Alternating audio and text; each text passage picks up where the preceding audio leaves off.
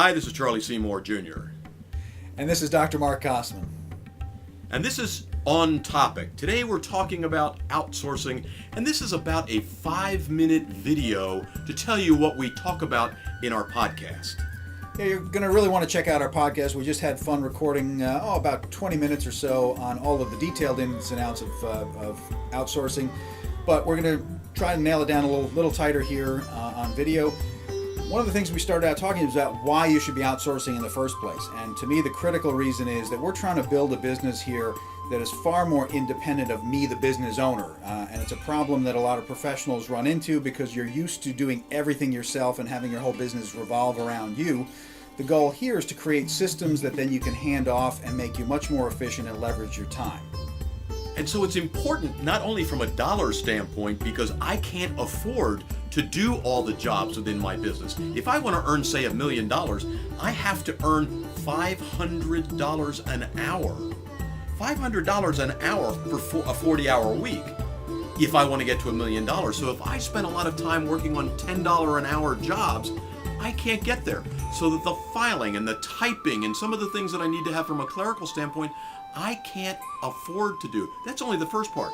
The second part is if we really want to take things to the next level, and if we want to do some massive activity, we can't do that if we're bogged down with small jobs to work on. No, that's absolutely right. And I got to tell you, I'm still running off the juices of this podcast because I'm so excited. I want to outsource a ton more stuff because Charlie did the math here. And if it's $500 an hour to have an annual gross income of $1 million, I don't know why this didn't hit me before, but that means if I farm out just 1 hour of my life, not necessarily that you're always earning $500 an hour, but let's just go with that fantasy for a minute. If you were for taking that money and hiring somebody else at $10 an hour, I just freed up 49 hours of my life. I mean, I keep rediscovering how powerful this concept of leverage is, and it blows me away. I want to farm out everything now. And Dr. Mark, I have people that say to me, but Charlie, I can't afford it. And when you look at it the way we've just been looking at it, you can't afford not to do it. You really need to do it. Now, you may say to yourself, how do I do it? We've listed a few places in the podcast that tell you exactly where to go. Some of those off the top of my head would be Craigslist, Elance. We didn't really, that's like freelance, but elance.com. We didn't talk about guru.com. There are others. If you search in Google, you will find places where you can go to get personal assistants, virtual assistants, people that you can outsource to. So it's very important that you do it, and make sure that you listen to the full podcast so that you can hear all those things that we talked about. That's right. One of the distinctions that we talked about in the podcast that you want to listen through if you're going to really go this route is that there are all different kinds of ways of outsourcing. Some of the things that Charlie was just mentioning in terms of Elance and things like that, you're often hiring one-on-one. You're hiring a freelancer to do a particular job for you, as opposed to companies that have sprung up all over the place now that really are outsourcing in a team approach, where you might be hiring a company with people in India or in China or in the Philippines. Sometimes you're just farming out small tasks that get assigned to anyone in the team, or there are other levels to hiring out where you're hiring a point person who then is the manager of their team. You don't get involved in all that, you just deal with your point person.